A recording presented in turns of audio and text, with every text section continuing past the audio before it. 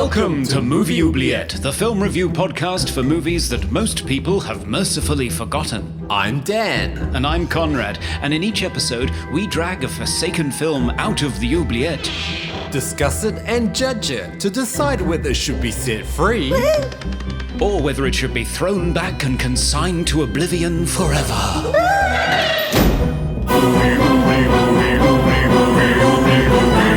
We review the films others tend to forget. Come with us and open up the Movie Oubliette. Greetings, listeners. This is Movie Oubliette, the equator eclipsing movie review podcast with me, Dan, addicted to live synth jams down here in Melbourne, Australia. And me, Conrad, addicted to live riff tracking in Cambridge, UK. Oh. In this podcast, we mull meticulously over fantastical cinema, horror, sci-fi, and fantasy because cool, futuristic ghost cars, flimsy love stories, and revenge are what we're all about. Oh, yes. Hello, Conrad. How are you? I'm not too bad, Dan. How are you? Are you still addicted beyond January? Yes. I've got a taste for this whole live synth jam thing, which I never knew I was going to get into because I always looked at it and thought, oh, what's the appeal? But it is enjoyable. I mean, I've never been a performer usually. I've been in bands before and I have done the live performance stuff and, I grew up doing music, so I always had to perform recitals and all that sort of stuff. But I've never had the appeal. But I think the appeal for me for this is it's in my house. And it's just, I just set up a camera and then I record it and there's no audience to feel, nervous about or no lights or anything. It's just in my lounge or my dining room. So, so expanding the arsenal of synths. I've added a reverb pedal. I've bought a mixer. And so, just going to do that, I guess. That's going to be the next hobby I'll do for the next, 20 years or something. But it's fun. Why not? It's fun. Yeah. That sounds fun. Are you live streaming or are you recording stuff and then posting? I'm just recording stuff and then posting. Yeah, not quite at that level. I need to practice a little bit more and actually have some sort of repertoire to perform. Yeah. But how have you been? Have you been seeing any movies or doing anything? Not really, no. I've just been working and also getting ready for tonight. We're going live again with the Retro Blasting crew and a whole bunch of other toy channels to do some live riffing using the Riff Tracks game. Yes. Which I've gotten addicted to since I bought it for Christmas for, to play with family and friends. And we're just addicted to it now. So now we're live riffing on usually movies, like on Riff Tracks, Mystery Science Theatre. But tonight we're doing it all on, I've prepared a whole bunch of old toy ads for them to riff on. Oh, wow. So it's, right up their alley. It's right up their alley, and it's all small children, very cute. So I just cannot wait to see the appalling things that they riff over it. Oh my God. It's going to be great. Yeah, it's going to be great. I'm looking forward to that. So that'll be in the past by the time you listen to this, but it'll be on the Retro Blasting channel if you want to watch it. Yes. Tune in.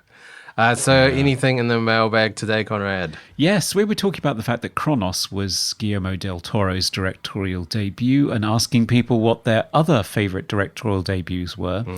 And Tim O'Donnell said, although some folks don't like the film, I've always enjoyed Alien 3, David Fincher's first film. Ooh, that's a hot take. Wow, yeah. I can't get over the bad CGI in that movie. Right, It's just like, early CGI for me just is a deal breaker. It just ruins it for me. I can't. Just comparing it to Alien and Aliens with all the practical effects, it just doesn't even compare. No, it's not great. I think a lot of it is composited rod puppet work, which is an interesting approach. Oh, okay. Is it not alien. actually CGI? There are some early CGI shots, and yes, they are terrible. Yeah, right. Yes. But a lot of it is miniature rod puppet work, which is an interesting approach, but it sucks. Okay. Yeah. Yeah, not quite the same. Yeah. It isn't. Luis Saavedra said Richard Kelly with Donnie Darko. Good choice. Oh, yes. Still hasn't reached that sort of quality since. No. Yeah. No, it's a shame, isn't it? Yeah. On Space Hunter, Dustin Rathbun said, Space Hunter is one of those childhood favourites that I never outgrew. I still enjoy it to this day and watch it once a year. And just because it popped out of my memory without warning recently, I'll drop a recommendation for a rainy day pull from the oubliette. 1985's Baby, Secret of the Lost Legend. Wow, that doesn't sound like a film I've ever heard of. No, I know it because it's a dinosaur movie.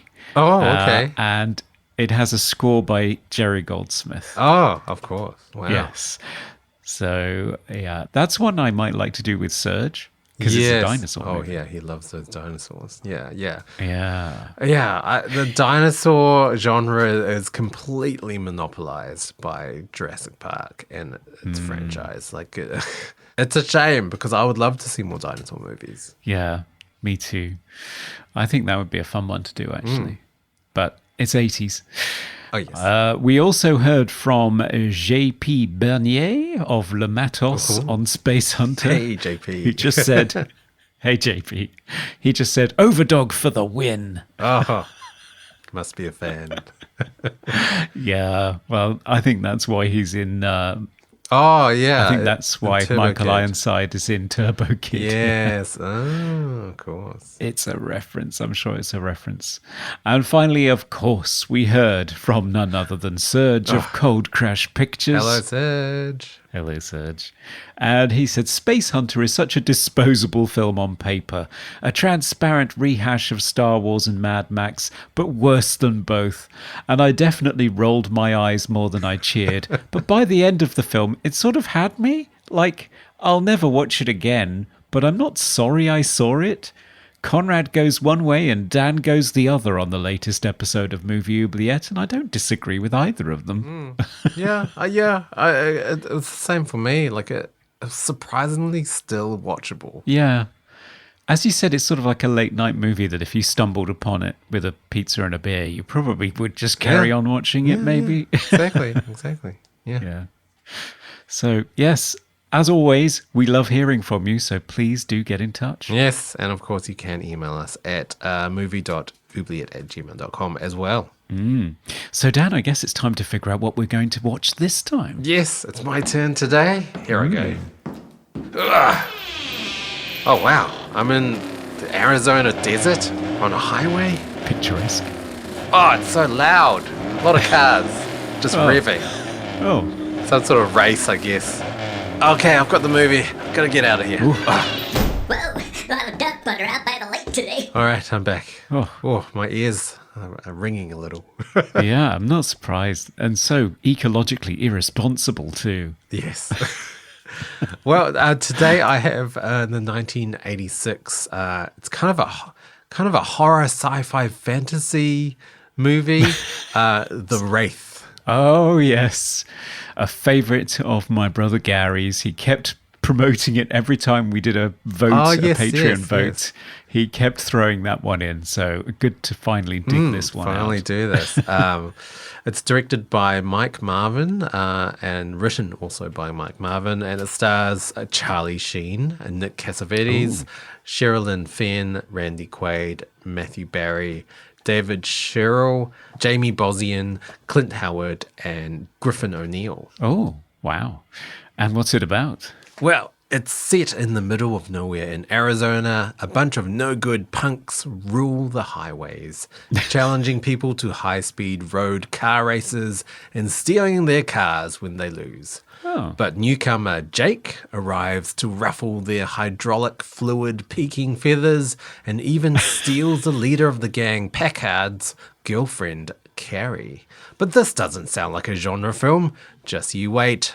As a mysterious futuristic turbocharged black sports car appears driven by an unknown driver, who is definitely not Jake, to challenge the highway pirates in their deadly game. One by one, the gang members are killed off during the high-speed races, with the mystical car resurrecting itself and driving away without a scratch.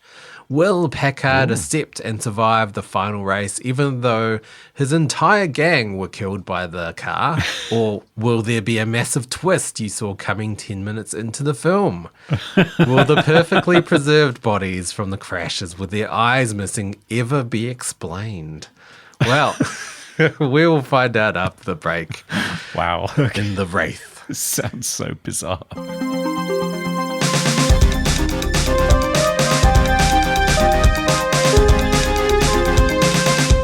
Okay, we are back to talk about The Wraith, your brother Gary's favorite film, it seems. He keeps talking about it. Obviously, you must have seen this before, Conrad. I have, yes, but I don't remember it very much because although it was one of my brother's favorites from the 80s, not so much me.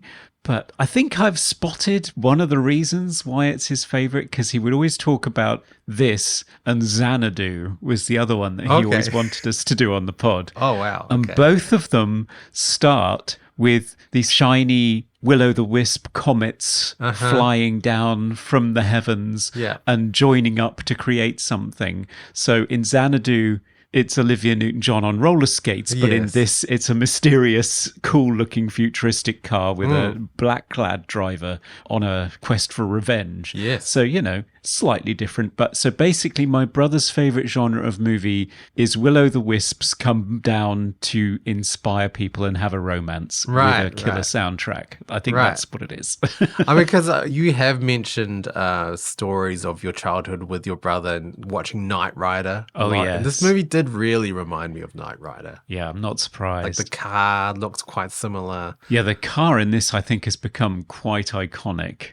And this could be the most 80s. We've said this before. This could be the most 80s film we've ever done. It's basically just cars, explosions, needlessly topless women, and a soundtrack with Motley Crue and Ozzy Osbourne and Bonnie Tyler and Billy Idol. Yeah. It's just like 80s on a stick, really, isn't it? Yeah. I mean, I'd never seen this film before, never heard of it.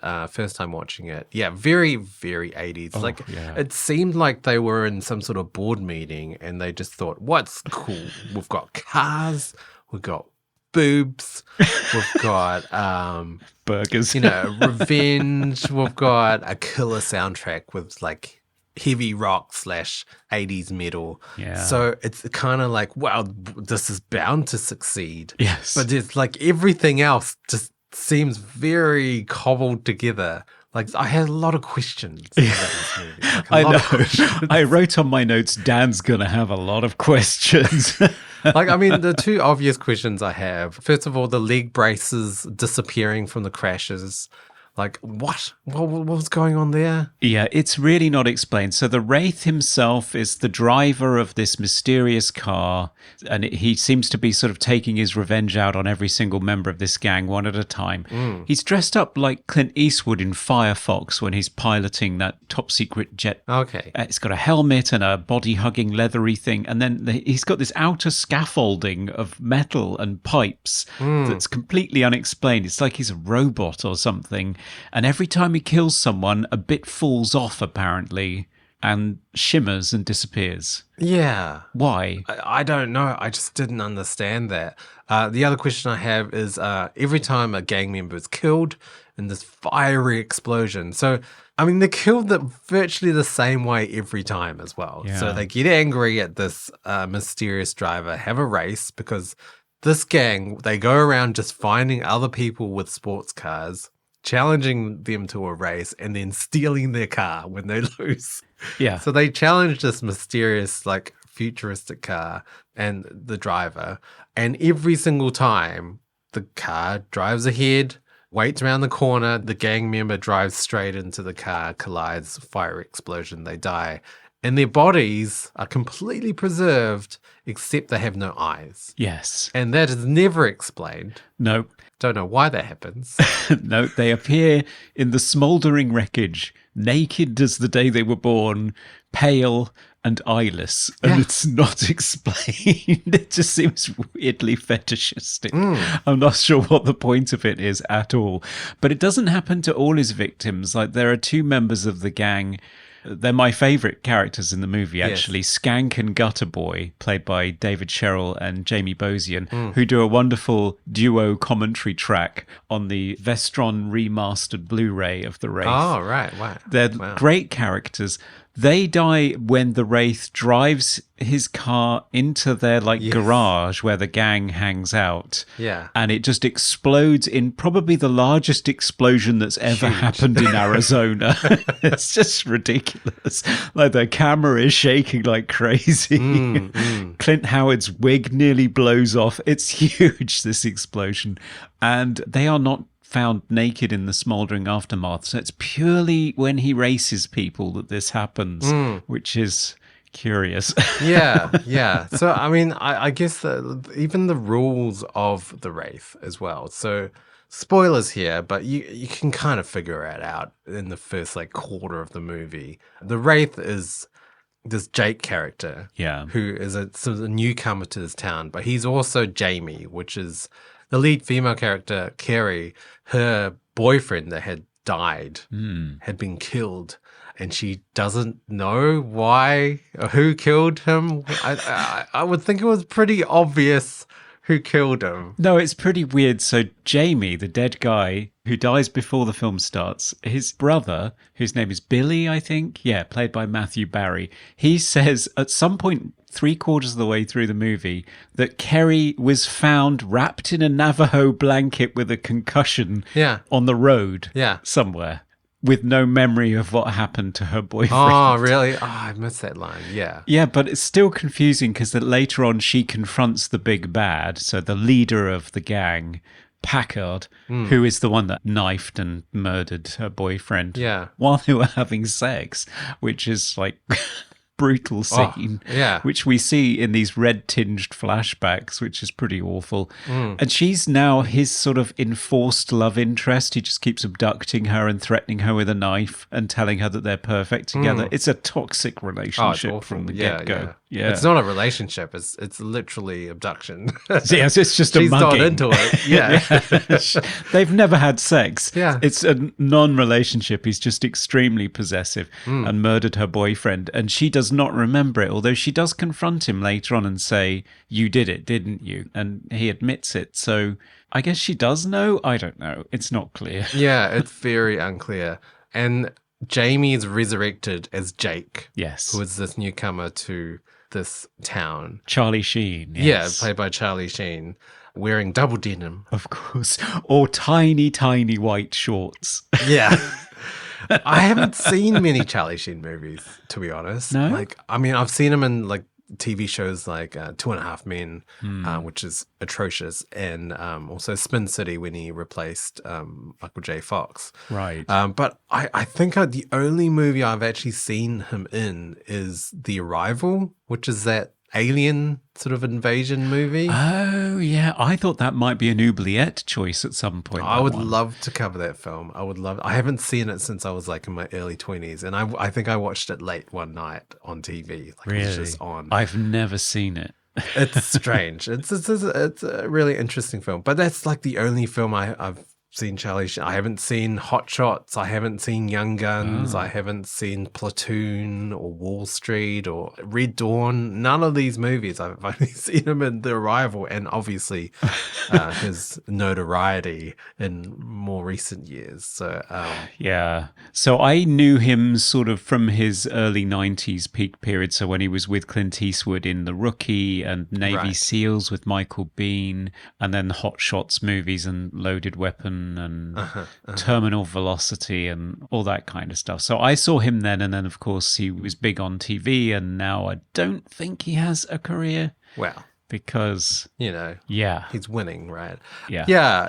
I thought it was so strange though, because he's essentially the hero of this film, but you never see him. No. I think they only had him for one day of shooting, and he's in like none of the film. Like he appears kind of at the start, and then you don't see him for like 40 minutes. No. And it's just so bizarre. I timed it. He has a total screen time of about 16 minutes. Oh. If you exclude appearances as the Wraith, Wow. because I'm not sure it's ever going to be him driving that car. Oh, it's never. It's not, is it? I mean, in the movie, like, as an audience member, you're not supposed to know that he's a Wraith. Do you think so? Well, I mean, it's really obvious, I guess, especially when they're at that water hole, and he's obviously got the same stab wounds as in the flashback. Yeah. Very obvious. But apart from that, I don't think you're supposed to know who he is. Yeah. And I don't know how the other characters know who he is at the end. No, I know. Because, I mean, bad. we never get to see Jamie as a character. Like, there's that one murder scene flashback, and that's it. Like, we have no idea who Jamie is. I guess exactly the same as Jake, just looks different. Yeah. I don't know. Like, I almost felt like there needed to be more backstory into Jamie, and seeing Jamie, and also seeing Jamie and Carrie, their relationship, and why that was important. Because she falls for Jake way too quickly. Yeah. I think she talks to him like 3 times, and then suddenly, I'm in love with you. Like, what? Yeah, my favorite part of their relationship is where they're in a hot spring together, and you suddenly get this red-tinged flashback of murder again. Yeah. But I'm not sure. It's like a free-floating flashback. I don't know who's having it, but immediately afterwards, Jake says, "I love you." And it's like, you've floated alongside her on one of those like inflatable mattresses yeah. for like a minute and a half. What are you talking It's about? crazy. It's crazy. And this is the most unromantic thing ever. I'm going to think about being stabbed to death and then just shout, "I love you." Yeah, Or yeah, she's thinking about it. And it's the most inopportune time to say it, but she just presents her boobs and starts kissing him anyway. So obviously not. I don't know. It's the most unconvincing romance. Yes. Some backstory for her and some backstory for Billy, because I think there could have been something really sweet with the brother who's been left behind. Yeah. That could have been really touching. And the guy really goes for it at the end when he realizes that Charlie Sheen's his brother. But it's kind of funny. I know. But he's really acting his heart out. And it's sad. Yeah. I felt bad for him. There's no sort of connective tissue between like the characters realizing, oh, this is actually Jamie. Because for us as audience members, we have no idea of their past connection whatsoever. No. Like there's no touching scenes in the past where the brother helps out the other brother. Like it just seems like I don't feel any emotion, even though there's emotional acting coming from these actors, from these characters. Which is a shame because there's ripe stuff in there for you to draw from. Yeah. But it's not capitalized upon. I think on paper, this film is really interesting. It's actually quite original. I guess, I mean, it's a revenge movie, but it's like sci-fi but fantasy at the same time. Like he's resurrected, but he's not resurrected as just a normal person. He's resurrected as this weird futuristic motorcycle helmet wearing future shotgun wielding guy, like all black with these weird arm and leg braces, and he's in this futuristic car that doesn't exist. That's far too science fiction.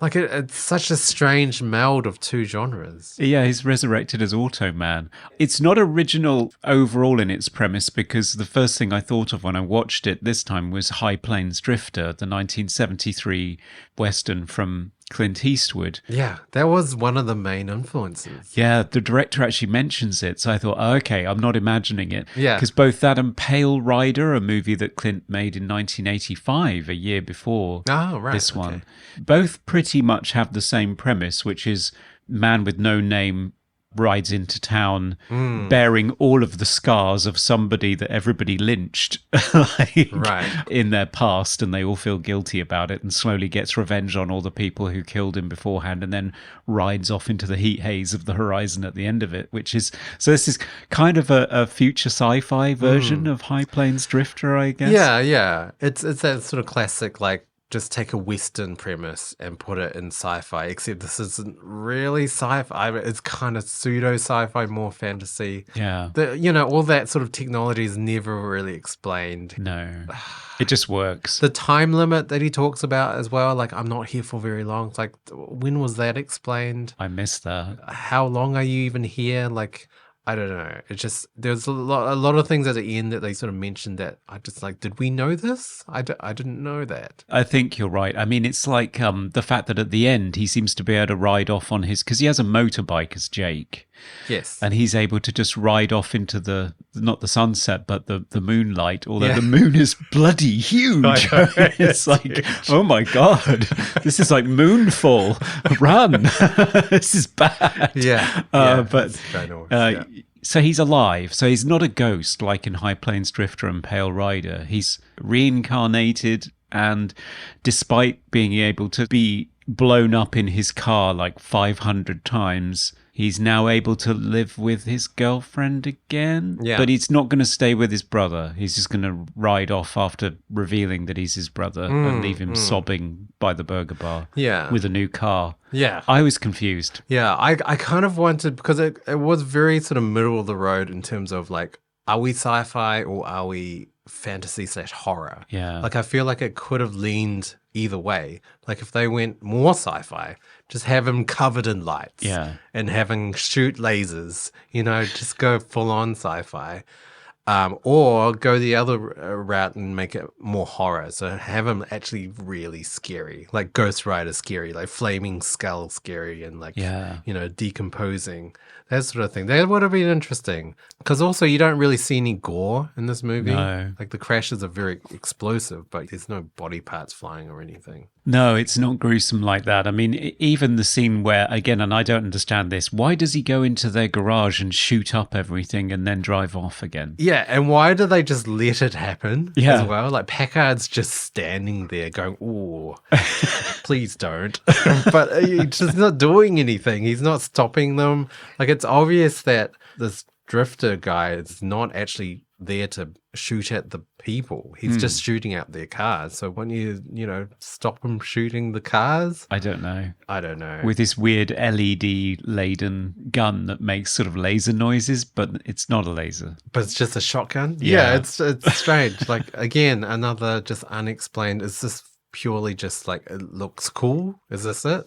Because a lot of the movie, it just seemed like, oh, this looks cool, but why would this logically ever happen? Why would they settle any argument or dispute with just like, let's race a car? Like, especially at the end when he's killed all of his gang members. Yeah. And he's holding a shotgun, but no, he goes, oh, let's do one more race. Like, why are you doing this? Shouldn't you just like shoot the guy?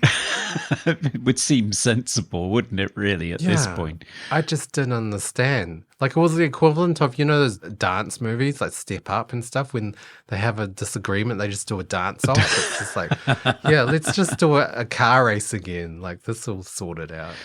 It is, I guess, a tradition of teenage masculinity that scores or vendettas or rivalry are settled through a car race. I mean, I'm thinking of Rebel Without a Cause from the 60s with James Dean. But how many car races did that movie have? Well, not as many as this, yeah. And also, you've got Natalie Wood starting them rather than Clint Howard with razor head hair, which... Yeah. So it is basically drawing on that tradition. It's a great location, Arizona. It looks amazing throughout the whole movie. Yeah, the cars look great. Really cool cars. Yeah. And especially the car. Like, it looks futuristic now. Like, it's amazing. Yeah, the car is quite iconic. So it's a Dodge M4S Turbo Interceptor. It's kind of a prototype car. It wasn't mass produced. It was made as a pace car for races. What's a pace car? What is that? So what it does is it sets the maximum speed for the cars on the track. Usually when there's been an accident or something like that, the pace car will come out and say, okay, everybody sort of hang behind me for a while. This is the maximum speed we're going to do. Yeah, I think that's what it is, but I've never watched a race in my life. So. Yeah, okay. Seems like a really nice car to have as a pace car. Wouldn't you just have like some shitty, like whatever? Yeah, Ford Fiesta or something. No, it's Yeah. yeah, it's quite the car. I mean, 0 to 60 in 4 seconds or something like that. Oof. I mean, Wow. my electric car does it in 3, but never mind. Okay. It's the 80s, okay? It's the 80s, and also my car tops out at about 80 anyway. So, yeah, it's got torque, but not much else. Yeah, they built 6 prop cars for this movie. There were 2 stunt cars that they did all the driving around in. The main one only ever showed up when it was just there to look beautiful. They never raced it for obvious reasons. Yeah, I heard the insurance was like astronomical. Oh, God, like, yeah. It was like worth 11 million or something like that. Yeah, it really was a one of a kind. Yeah. And they built 4 dummy cars that were basically just shells with bits in that they could explode. You can tell when there are stunt cars, though. You can. Because it obviously looks like a shell on top of another car. Oh, yeah. You're like, I think there's one shot where you can see through the front and you can tell there's no car behind it because the shell is bigger than the actual stunt car that's inside or something.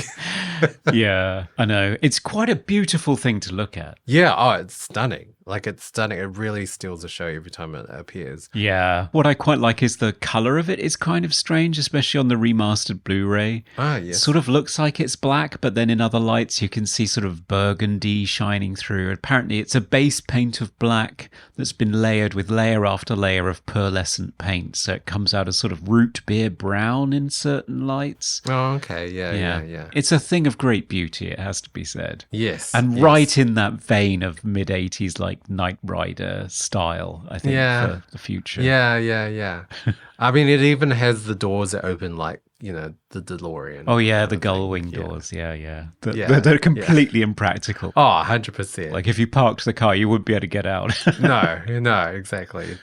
Or you'd open it and it would just get swiped by incoming traffic, you know? Yeah.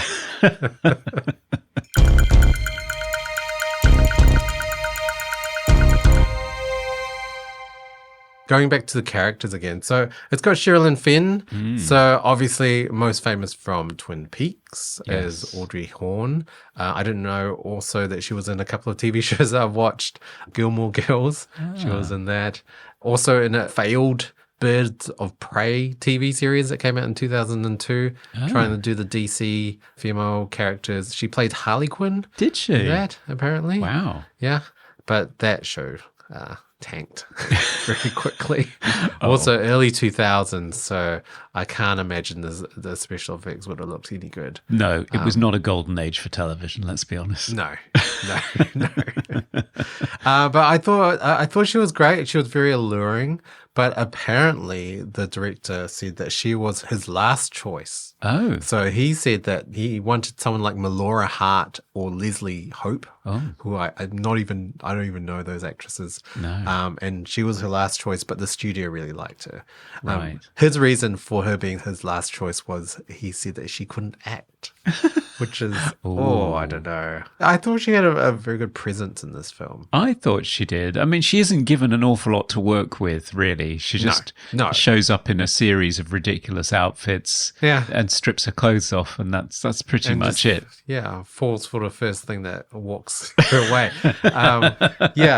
Like she almost falls into the sexy lamp test. Have you heard about this? Like it's kind of like what's it called? The Bechdel test? Bechdel test, yeah. But the sexy lamp test is it possible that the character could just be replaced by a sexy lamp and it would work? And she almost fits that test, except she does stand up to Packard at one point. So she's not like completely useless. I like that test. That's great. Yeah. It's definitely not going to win the Bechdel test because I think she is the only woman in the movie. Yeah. Is that right? Yeah. I never see her speaking to another one. No. Much less having a conversation that doesn't include men. Well, I don't think there are many speaking roles, but at the diner, the burger joint with the roller skate waitresses, there are some other female characters that I don't think have any speaking roles. Yeah. I mean, talking about the characters and sort of the imbalance of like the characters as well, because Charlie Sheen is supposed to be a hero. He's barely in it. Yeah. Sherilyn Fenn as Kerry, she's not really a character. No. So the main characters are kind of the bad guys. Yeah. Like you follow Packard and Gutter Boy and Skank the most. They probably have the most screen time.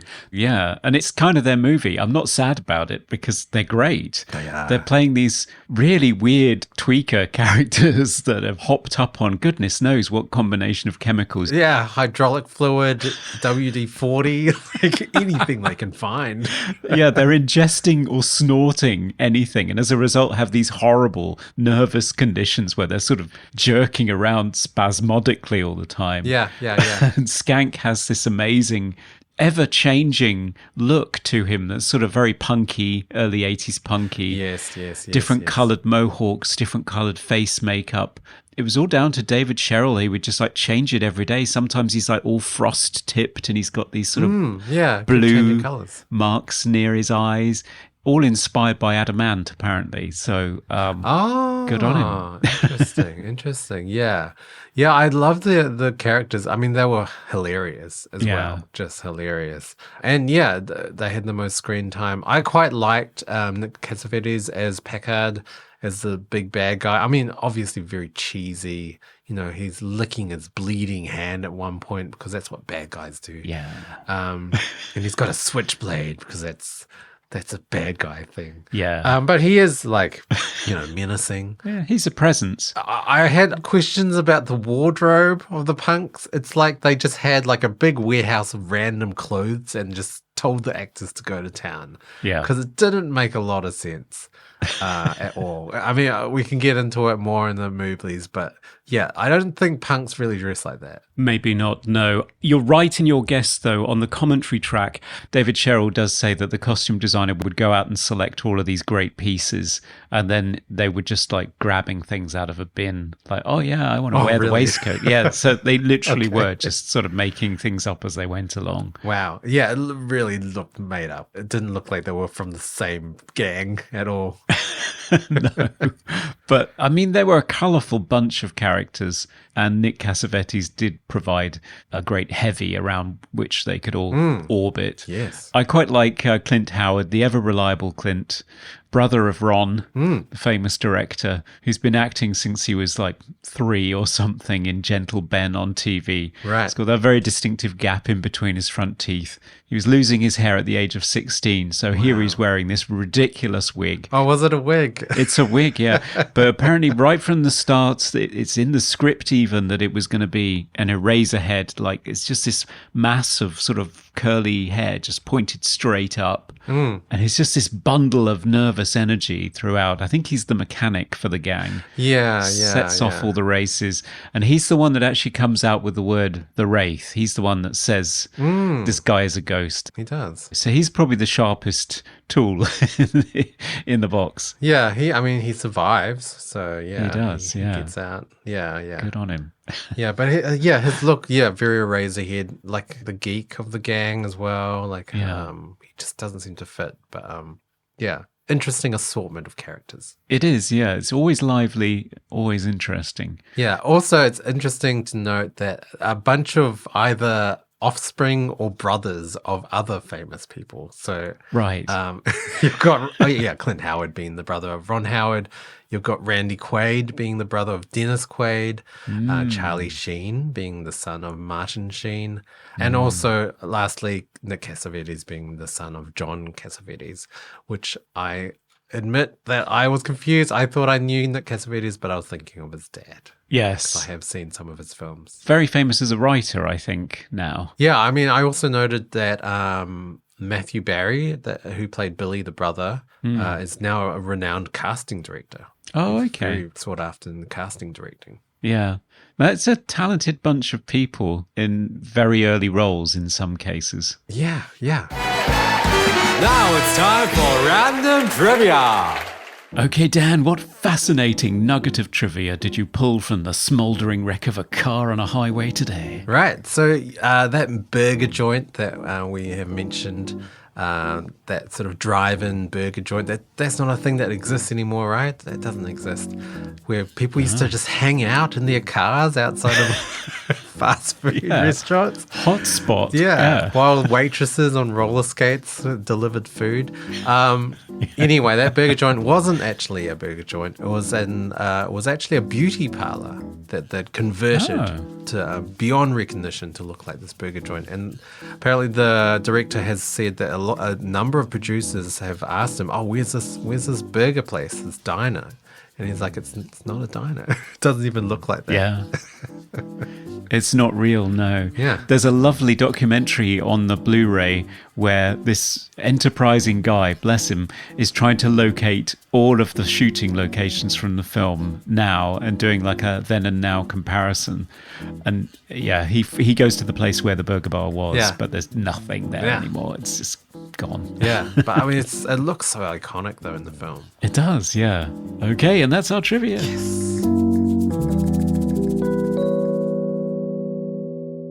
The budget of this film, very tiny. Apparently they were budgeted for $5 million, but it only cost 2.9. Oh, wow. Which is pretty impressive considering the stunt work for the cars. I have to admit, the car racing itself was kind of boring. Like, nothing really happened apart from the collisions. Yeah. But yeah, there's some really impressive car flipping and car collisions in this movie. And apparently one of the crew did die.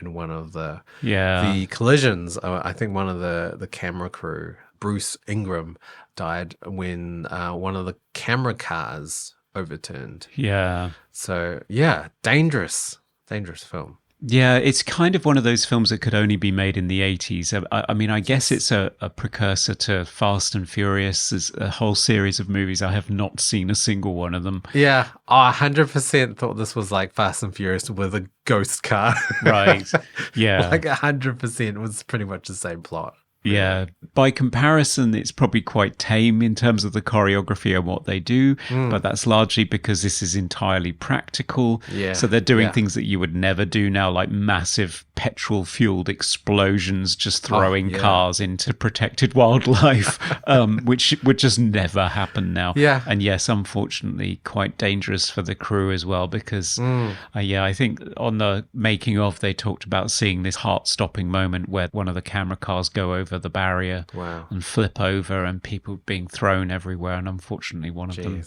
there's lots of serious injuries and one person lost his life as a result. The film's dedicated to his memory. It kind of feels like it casts a shadow over it, and the director said that it affected his career too. He wasn't even there.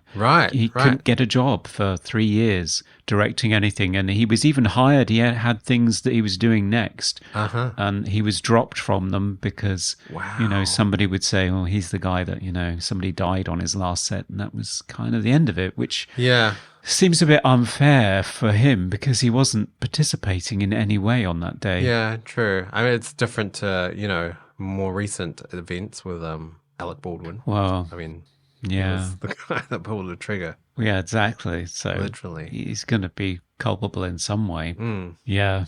So it's just sad. And I think it overshadowed the film somewhat. I mean, the release, it wasn't massively successful. It opened on the 21st of November, 1986 in nearly 600 theatres, apparently with a cheap print that was made in some factory in Canada somewhere with muffled sound, because the producers were always trying to go faster and do it cheaper. Right. So it was a bit of a struggle. Oh, okay. So yeah, not great release prints. It debuted at number 9 in the US box office behind Crocodile Dundee, Star Trek IV, An American Tale, Song of the South being re-released by Disney for its 40th anniversary. Okay. That's not going to happen again. Yeah. Firewalker, some Chuck Norris movie. The Color of Money. Soul Man, which is the one where C. Thomas Howell dons blackface to go to college on a scholarship that's meant for black people. Wow. Yeah. Wow. Yeah. Times have changed. That's not going to happen again either. Wow. Peggy Sue Got Married at number 8, and then The Wraith at 9. Okay. And it garnered $3.5 million in total at the box office before it vanished quite quickly, it has to be said. Wow. It didn't really have legs. Yeah, right. Considering its budget, it's pretty amazing what they achieved. And apparently even the car scenes, they only took 8 days of shooting. It's amazing, really. Yeah, that's efficiency. And you can tell, I mean, the director said he was always being pushed to go faster by the producers because they wanted to just do it quick and cheap and dirty. But you can tell that sometimes he's going for a particular look. There's a lot of great shots of the Wraith where he's backlit by God rays with lots of smoke. And there's even a shot of the burger bar at night where they've obviously fogged up the background and backlit it in blue. You know, some of the shots look really, really nice. They do, And then some of it just looks a bit rushed, like the car scenes. A lot of the sort of POV shots of the road, they're obviously undercranked. Yeah. You know, the film is sped up, but it's sped up to a point where it's just not realistic. It's not just a little bit fast. It's just like completely comically Buster Keaton movie fast. You know, it's not believable at all. Yeah, like super shaky before like shaky cam was even a thing. Yeah, there was, I guess, intent, but not quite sort of explored properly. Even the point of view of the Wraith, like when he's like creeping around, you hear him breathing, and there's that sort of, you know, Halloween POV like camera work with it's kind of like shaking around, but they don't really use that much. No, and you don't really see him creeping around that much either. So I don't know. No, it's just the garage. I think you get those POV shots. That's and right. then other times the car just appears, usually when either his brother or Kerry are under threat in some way. The car would just appear. Yeah. And Jake will be nowhere to be seen. So it's obvious. And there's that scene where the Eraserhead guy puts the radio interceptor or something into the hood of the car. That's never like, what was that for? Like, what? Apparently it's an electronic device to cut the electrical systems in the car so that it stalls. Okay. So that the car can't drive away if it loses the race or something. Yeah. But they never like arm it or anything. They never use it. He puts it in and you see the impressive engine and then that's it. Yep. I thought it was going to come back for whatever reason, but no. No, there's no point to it. Yeah. Okay, well, I mean, soundtrack. You've got to talk about the soundtrack. The most 80s soundtrack.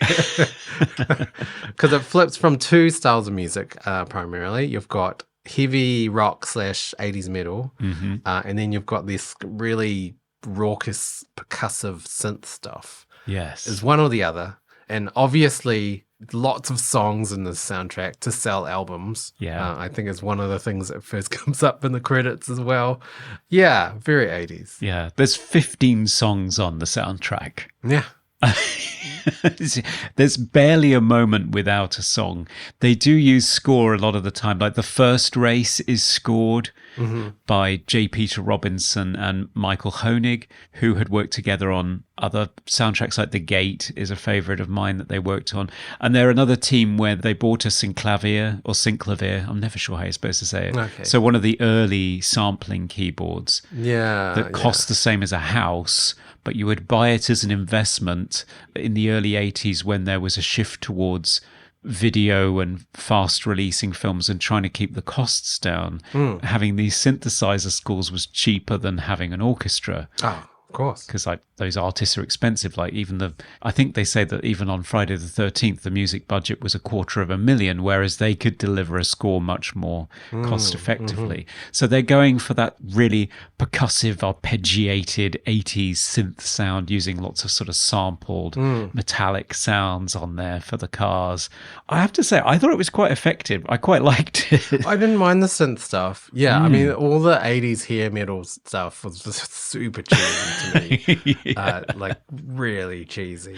Yeah. But yeah, I didn't mind the synth stuff. I wish there was more sort of atmospheric synth stuff for some of the other less actiony moments. But that's true. But no, they had to like jam that soundtrack down our throat. Oh yeah. Here's another rock track. Get you pumped up. Barely a moment on the soundtrack where something wasn't coming up. So you got Tim Feehan with Where's the Fire? Ozzy Osbourne with Loser. I'm a secret loser. And Ian Hunter, Motley Crue. Robert Palmer's Addicted to Love and Billy Idol's Rebel Yell crop up in there, which were already hits at that point. And of course, Bonnie Tyler comes in with a song with the word heart in it. Of course. Because that's all she does, I think. over the love scene. Yeah. Yeah, So lots of tracks. It's a soundtrack album that was released on the Scotti Brothers label, which was a label that ran from 74 until 97. It became defunct after a lot of acquisitions. Most famous for launching the career of Weird Al Yankovic. Oh, wow. Okay. But yeah, so I don't know. It was a period where getting a soundtrack album was sort of half the reason for doing the movie almost. Yeah, yeah. So important that the music supervisor played a really big role on just jamming all of these songs in wherever. Oh, yeah, 100%. Yeah, I mean, 80s and 90s was all about that, selling that soundtrack. Yeah, really The was. extra bit of cash that a movie could make, you know. Yeah, definitely. Coming to you live from the Movie Oubliette Theatre, it's the prestigious Mobley Awards.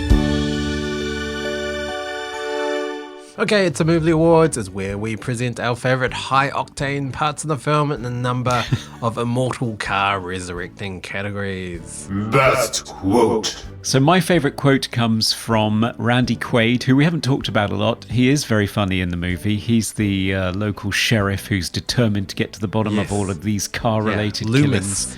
I can't not Loomis. think about Halloween when any character is It's named got Loomis. to be.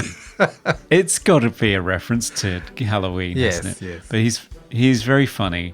And he comes out with this quote when he's talking to Skank and Gutter Boy.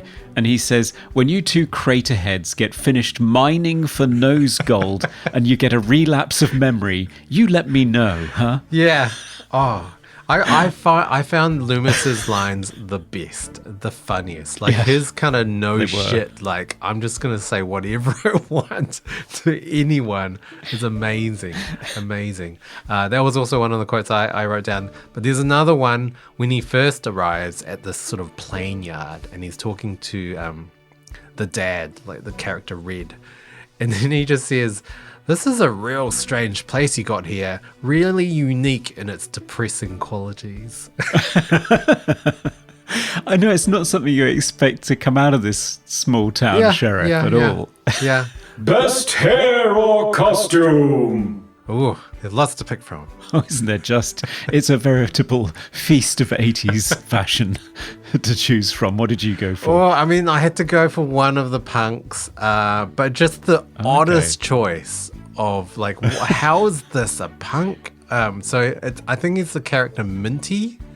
So he's wearing a red college jacket or jersey, Americans would say, a white knit vest for some reason, and at one point he's wearing, I think he's wearing like spectacles and like one of those green plastic accounting visors that you'd see like lawyers or accountants wear. I don't.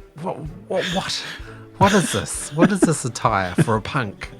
Yeah, it's very peculiar. It sort of looks like fancy dress, but I don't know. It's got that sort of 80s, who cares, let's just throw it all on and see what happens. That's true, I guess. Sort of approach to it. I quite like. Yeah. It's like this bunch of punks never existed, but this is what we're going with. Yeah. How about you? What's your pick? I picked poor Sherilyn Fenn, who sports some wonderful outfits in this movie, but I particularly like the one that we see when she first arrives as Carrie. She leaves her house in a pink floral shirt dress. That's right. It's basically just a long shirt with a belt across it. So it's the most revealing thing imaginable. White cowboy boots and a white belt that appears to have 3 buckles on it. Yeah. And Sherilyn Fenn has arrived. Yes. Most 80s moment. Obvious choice would be the soundtrack. But I also have to mention the 80s was all about futuristic cool cars. So you've got, we've mentioned Knight Rider, Back to the Future, The Last Starfighter as well. Like these futuristic, slick, impossibly dimensioned cars was all the rage in the 80s. It was. What I find fascinating about it is it seems to have defined the way that we think modern cars should look now. Like you look at a lot of Teslas and a lot of electric cars that are rolling off the forecourts now, and they look very much like this vision of the future that we had in the 80s. Yeah, that's true. Yeah, except with less sort of straight lines. Like it was very kind of boxy in the 80s, whereas now everything's curved. Yeah.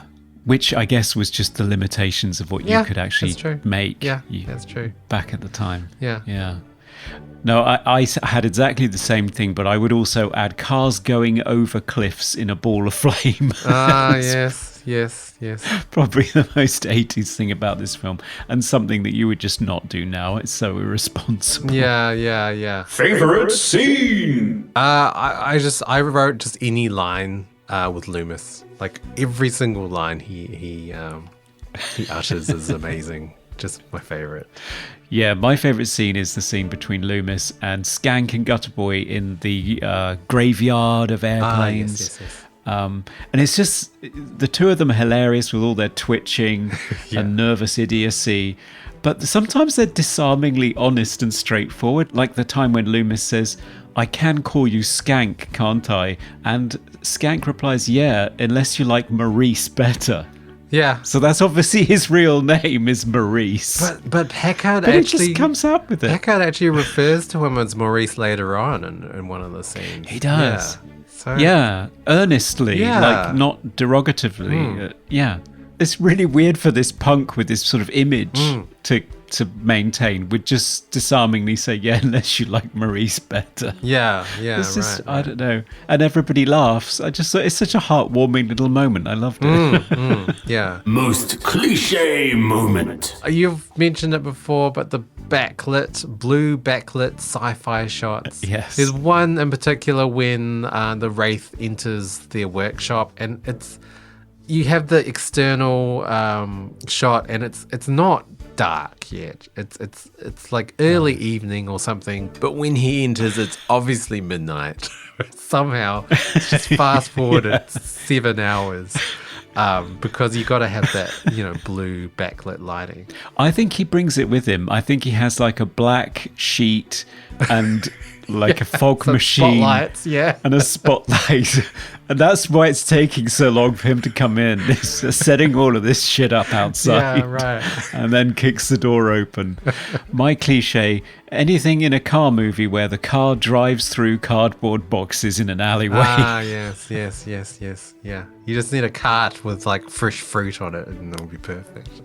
Yeah, exactly. But especially in a movie that's trying to keep the budget down, it's always cardboard boxes, not anything that might actually damage the car. That's true. Oh, of course. Yeah. It's quite a staple of TV shows like Knight Rider. The number of times Kit must have driven through cardboard boxes. Unbelievable. Best special effect. The explosion in the workshop. I mean, it's just it's quite sudden as well. The car's driving very fast and then just crash zoom into Skank and Gutter Boy and boom, like the biggest thing you've ever seen. And you can see the workshop or garage just like obliterate. It's amazing to watch. And then massive fireball just kind of rises from it. It's incredible to see. Yeah. It sort of reminds me, do you remember the Sender when that cabin went up at the end. Yeah. Yeah. Wow. And that, again, I think that was full scale, wasn't it? So, Yeah. Well, quite an explosion.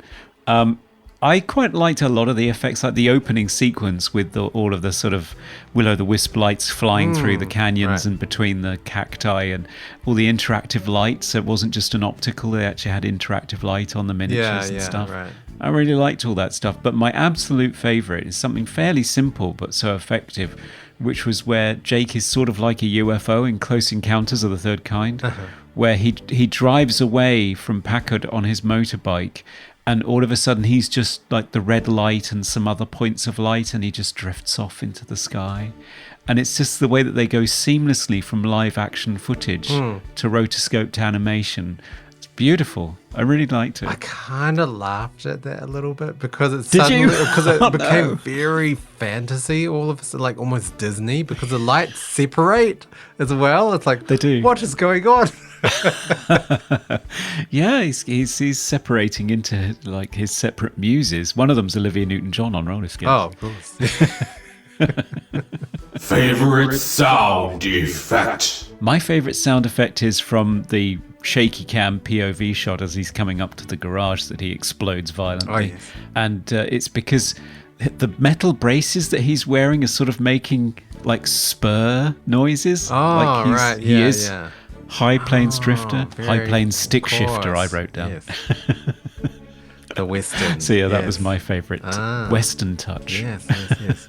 My favorite sound effect was not my favorite, but it was kind of, I didn't know where it was coming from for a long time. So there would always be shots with the gang and either Packard being very angry or scenes with the Wraith coming and shoot up their shop. But you would always hear this whimpering sound. And I had no idea what character that was coming from. Just like in this just in the background, and I just had no idea. And I think it was Gutter Boy figured it out. It is, yeah. But it's just like, where is that sound coming from? Most funniest moment. I've spoken about it already. It's the scene in the hot spring where they have a flashback of a murder, and then when you cut back to the lovers in the spring, Charlie Sheen says, "I love you." So what? Why? I genuinely laughed very, very loud because I just could not believe A, where this was coming from, and B, that it came after a brutal knifing scene. Yeah. Wow. Yes. Funny scene for me.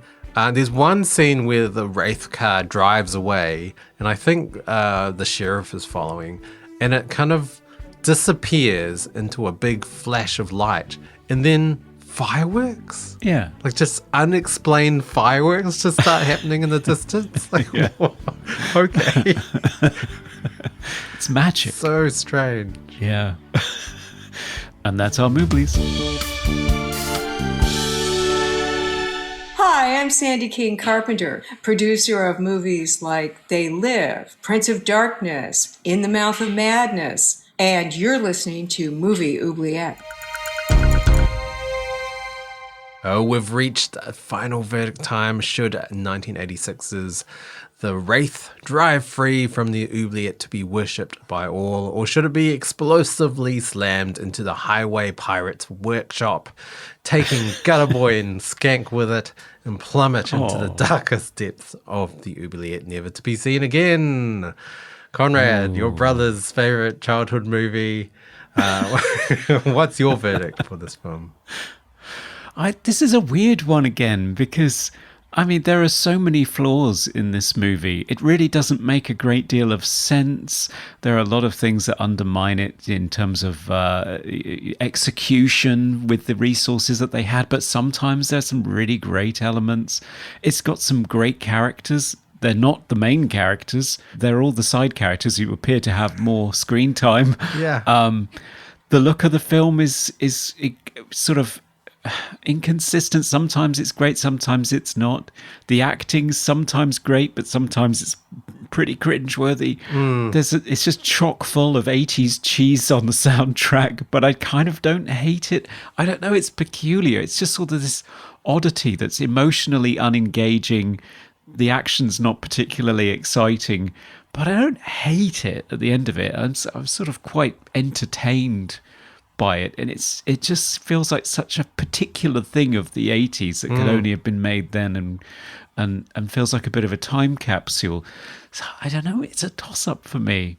I can't see myself recommending it to a great deal of people, but I don't hate it, so I might just let it slip out. I don't know. Oh, okay. I don't know. I feel for me, this movie, I am definitely not the target audience. I don't like cars.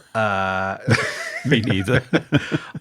It definitely feels very dated to me in terms of it's very 80s. Yeah, a lot of wooden acting.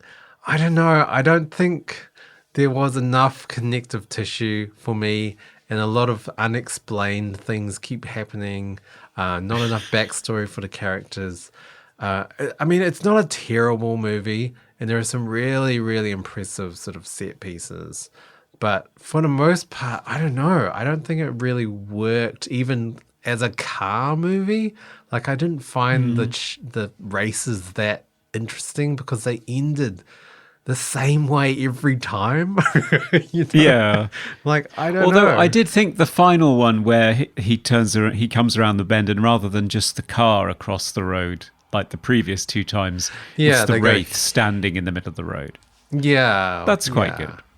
Yeah, I guess so. Because of the lack of backstory, I just didn't really feel anything in the emotional final scenes. Like, it just didn't really mean a lot. I don't know. But yeah, I think it's very much a product of its time. And if you like cars, 80s cars, yeah, this is a perfect film for you. And Yeah. if you like boobs and toxic men, this is it. This is your film. But yeah, I don't know, not for me. No. But I could see a lot of teenage boys in the 80s really liking this film. It's a teenage boy's wet dream. It's a revenge fantasy. It's got a cool car, and Sherilyn Fenn gets her breasts out. I mean, Yeah. it's lauded for that alone. I'm not sure that that's necessarily commendable, though. Yeah. So Yeah. for It's me, a no from you. It's a no. Put it back in the oubliette. So Oh. deciding So- vote. The deciding vote yet again goes to our mid and top tier patrons who have the opportunity to vote. And let me just tot up the results from the machinery here. Get that printout. Okay. Lovely. And their result is impound his car and throw it back. Oh, with me. Interesting. Yes. There you go. I thought there was going to be a lot of nostalgia latched onto this movie, but apparently not. It appears. No, it appears not. Eddie Coulter says, I remember really enjoying The Wraith back in the day. However, not so much on my revisit. There's still stuff I like in it, such as the car and the action. But whenever The Wraith isn't on screen, the movie moves at a snail's pace. Yeah, I mean, it did feel like two different movies. With the Wraith, it was sci-fi fantasy. With Jake, it was just this weird romance thing. Yeah. With some guy just watching them kiss. With a switchblade. Yeah. Yeah. I don't know. Yeah. But there were some people voting for it to be released. So one of them was Chazilla, who said, Charlie Sheen, revenge, fast cars, fast women, great tunes, and Randy Quaid's corny dialogue. What's not to love? Put the pedal to the metal and let the Wraith roar out of the oubliette. So he was voting for. Okay, But yeah, I'm yeah. afraid he did not win. So, yeah, I'm afraid I'm just going to have to throw this in the boot of this car and push it over the cliff. Oh well. Wraith. I'm glad. I'm glad 2 for 2. The patrons are with me. Yes, the patrons have spoken. So sorry, Gary. I'm sorry, Gary. You got what you wanted, but not quite what you wanted. No, perhaps not. But at least we watched the movie, which was fun. I did enjoy it. Yes. So, Conrad, what is in the oubliette for our next episode? So for our next episode, we're going down under, Dan. Haven't done that for a while, which is exciting. And we'll also be in the 2000s, specifically in the 2003 Australian zombie science fiction comedy horror film, Undead. Ah, yes. I've been wanting to watch this for a while. And the brother-director duo have gone on to quite successful things. Yes, there's the Spearig brothers, who are probably better known for Daybreakers, Predestination, and Jigsaw. Yeah.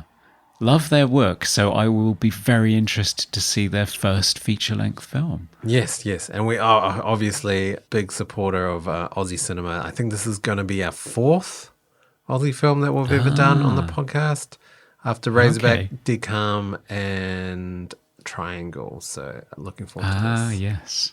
Yeah, should be fun.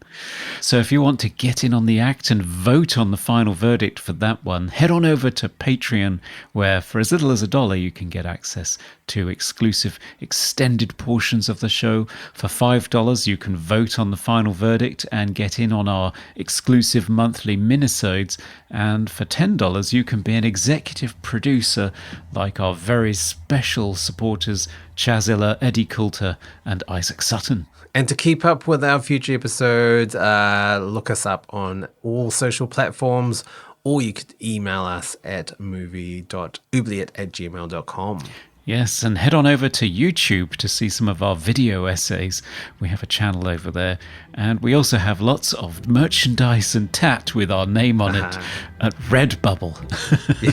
Yes. So, listeners, stay tuned for next episode. We'll see you then. Yes. For Undead. I'm just going to drive off in my concept car. Bye, everyone. Goodbye.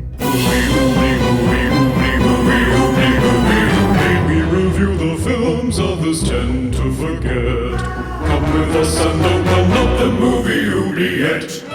When you two craterheads get finished mining for nose gold and have a relapse of memory, you let me know, huh?